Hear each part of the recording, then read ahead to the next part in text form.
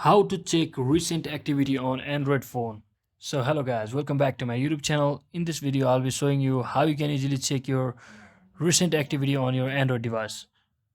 So first thing you want to do is simply head over to your settings, and once you're inside your settings you will be seeing a search icon just right next to your profile.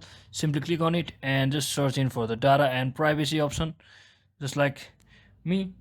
And as you can see, when you search on it, you will be seeing this option where it says Google account. Simply click on it, and once you click on it, it will ask you to choose your different types of Google account if you have multiple Google account, and simply select any of the Google account of which you want to see your recent activity.